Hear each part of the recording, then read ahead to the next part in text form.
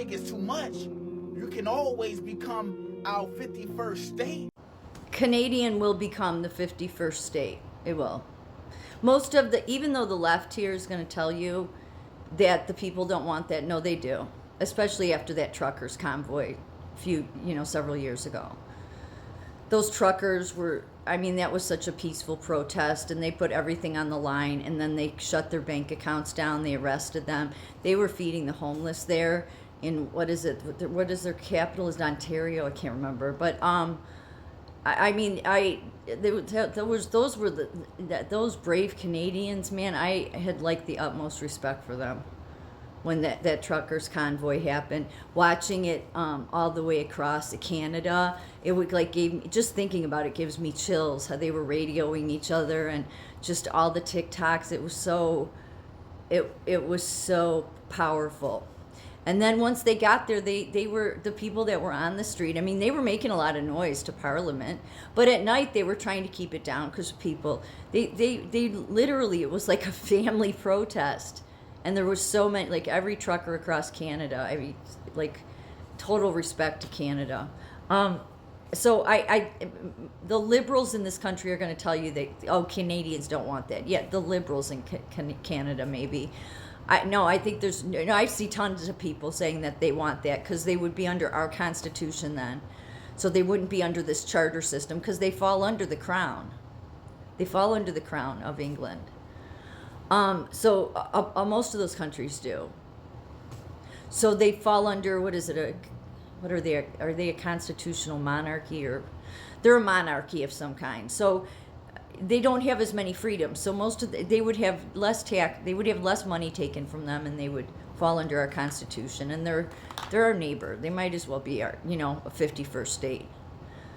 I think that Canada would have to be out of its mind, the people, if they don't want that. But I see people saying it left and right, they do. So I would expect that will happen. Part of what I think Trump's trying to do, even though it's exhausting, all of it. I can't stand the Elon Musk stuff. It's really clear how I feel about that. But I think what he's trying to do is, because globalists have so much control over every country, Trump's trying to get the ones on the West to align together as one so that you can combat that. Then what will happen is your businesses, your socialists, they're going to have to make a choice. Because we're not, you got Canada, and he's talking about Greenland too. And I think that he'll get Greenland. And I don't think it's because he wants to be some powerful head over it. I think it's because it's needed. To combat a global problem, you need to get some allies. And it wouldn't hurt these countries to fall under America's, become states. I don't know if that'll happen with Greenland, but I think in some way Greenland is part of that because Trump's been talking about that. That being said,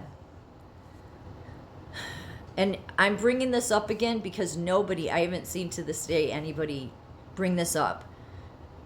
Trump has more power than people think, and I don't mean in an evil way. I mean, I don't know what he's doing, like why he's lying to his base. It's really pissing me off, okay? I've made it really clear.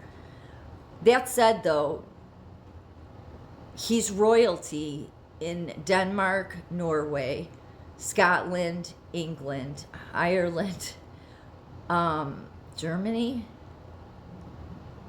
I'm missing some in there. He's considered the son of Norway. It's not propaganda. In 2017, Norway did a whole genealogy for every single person. Donald Trump is in direct lineage to King James I. So before you say, "Oh, the King James, the founders, the American founders ran from, or the Pilgrims," no, King James I. What everybody wants to run around and say that the King James, he wrote his own version of the Bible. No, he didn't. He updated it to an English version because the Geneva Bible. I know I've talked about this before, but because I have other followers and because maybe people don't know it, I want to say it again. The Geneva Bible, and I have a Geneva Bible, it's Old World English, so it's hard to read. It's what the Pilgrims, it's the way they wrote, but they wrote differently. So it's hard to read. So what King James the First did, and King James the First of England was the sixth king of Scotland. He was a good king. He was a decent king. He was. It was King James the Second that was a problem. He was a tyrant, and I think he was. Was he a bastard? Like he wasn't fully related. Put it that way. But Donald Trump himself is a direct lineage to King James the First, who had the Bible not changed. He had it put into modern English. King James the First is responsible more than anybody on the planet for spreading Jesus' word the farthest. He is. That's what Jesus wanted. Spread my word from one end of the earth to the other. King James did that.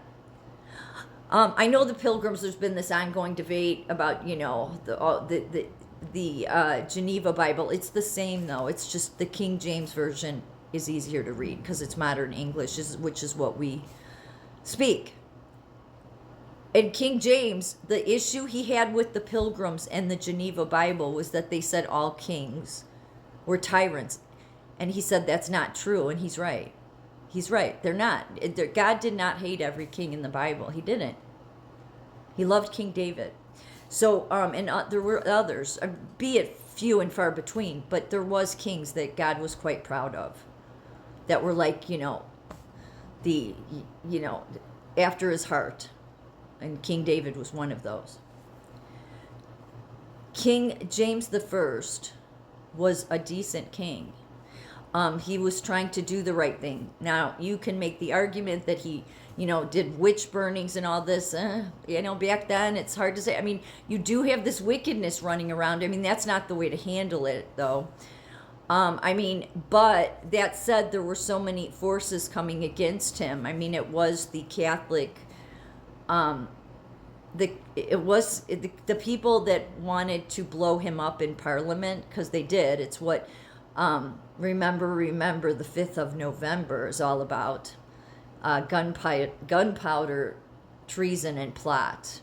Nobody should ever forget what happened on the 5th of November. And when are our elections? November 5th. So it's just interesting because, they wanted... some Catholics that were pissed because King James was not letting the Catholics come in and just do whatever they wanted. Because what the Catholic, not the diocese, but the Vatican was trying to get into was they were trying to get into a kingship because they wanted to control things. That's why I've said for a long time that even though everybody says the Roman Empire fell, no, I believe the Roman Empire just became the Catholic Church. At least the people at the Vatican. And they went on to, just use the church as their way to do a bunch of tyranny. Because look at, you got the Inquisition. You just have some craziness that you could see the Roman Empire doing, but, you would hope Christianity wouldn't do. But many Christians have made mistakes in the past with doing things that, looking back maybe wasn't the best thing to do. But literally the Vatican wanted to get to one of the kings. They couldn't get to King James the First. He saw what they were doing. But the kings, the family lines, some of them were Protestants and some of them were Catholics. So with King James II, that's when the Vatican was able to get in there, and they caused a whole bunch of problems. And so King James I was actually very loved. He was. Even the Pilgrims didn't hate him. I mean, they were ready to be off on their own. There was nothing they did wrong, I think God was guiding them here. They were your mature version of the Israelites. The Israelites in the Old Testament are very emotionally immature, and God's constantly having, like to bottle feed them. And even Jesus talks about that in certain parables. But the Pilgrims that came here, they were your mature form. And so God brought them here. And I don't think King James was against that. I don't think he was trying to persecute them. I think the Catholics might have been. But he was a good king. And he is responsible for spreading Jesus's word, the Bible, the farthest. He is. And Donald Trump, whether you like it or not, is a direct lineage to him.